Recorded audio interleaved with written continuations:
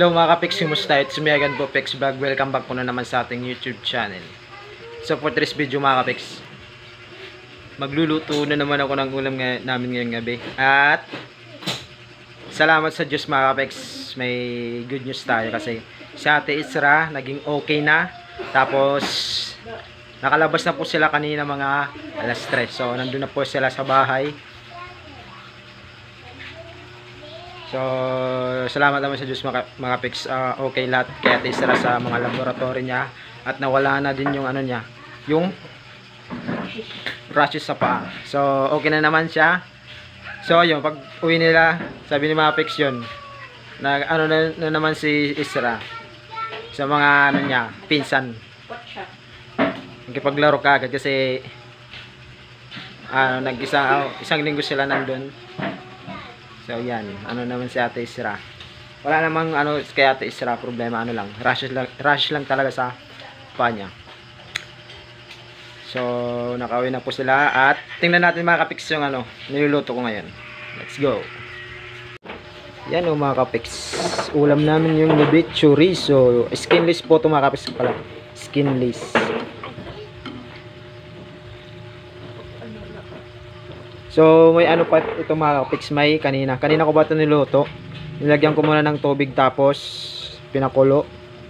Pinaano yung tubig. Tsaka tinanggal ko mga ka-Pex yung ano niya kasi may cellophane pa to, kabalot. Tinanggal ko sa isa, medyo nahirapan pa ako. Kaya hindi ko na inano yun, binidyo kasi napasong ako.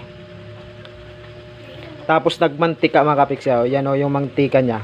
Yan. Ang dami mga ka-Pex mantika. Libre na yung mantika mga ka-Pex. Mantika sa skinless. Yan o. Marami mga ka-Pex. Yan. So, ilulutuin pa natin ng konti. Ipapaan natin to. Medyo may pagka-itim. Hindi naman sunog. Hindi na susunod. Mga ganyan lang. Yan. Bubaliktarin lang natin. Tapos syempre, samahan nyo kami ulit mga ka-Pex kumain. Baliktarin lang natin mga ka-Pex. So yan. Thanks. Salamat sa Diyos mga ka-Pex. Okay na si Ate Isra. Ano na lang. May follow up, check up pa rin po sila. Sabi ni Mama Pex, mga 2 weeks ata babalik sila doon para tingnan kung hindi na bumalik yung ano. Meron naman siyang ano, iinuming gamot. Tapos may vitamins, syempre vitamins. Tapos iwas na sa mga bawal. Tapos ito pala mga Pex yung ulam namin kanina. Niluto ko din. Buto-buto. Yan po yung natira, may sabaw pa. Papares nito. Ayan, may konting laman pa tsaka may sabaw. Kaninang panangalan namin yung ulam. So kapag tapos ito, initin ko yan mga ka-Pex.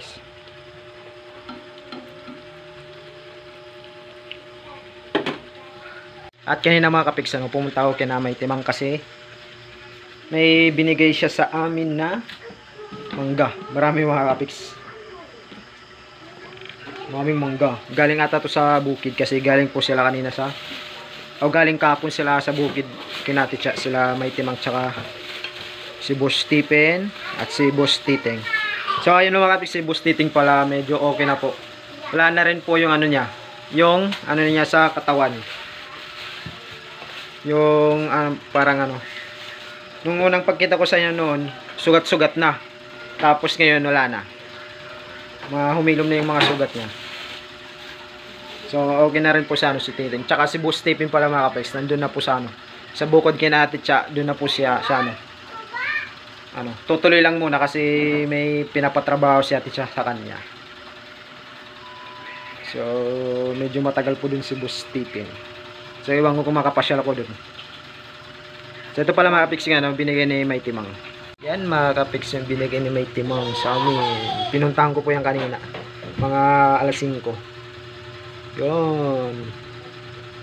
Tapos ito pala mga ka-Pex. Noon pa namin to kinuha sa ano, kina Ate Joy sa Tabuilan. Pinahinog nila. Hinog na yan mga ka-Pex. Yung malalaki. Yung Carabao Mango. Karabaw Inog na yan. Yan, yung favorite niya. Yung Carabao. Karabaw. Tapos favorite din nila tong ulam, yung chorizo. Tingnan natin mga pics kay baka ano. Baka masunog, matubod sa amin. Tubod. Babalik na lang natin ulit. Yan, umiitim na. Konting balik na tatas. Tapos okay na ito mga pics. Kainan na naman. Daddy, wait. Wala na ang mangga. Kung ano ito pag pinangaan kay mga na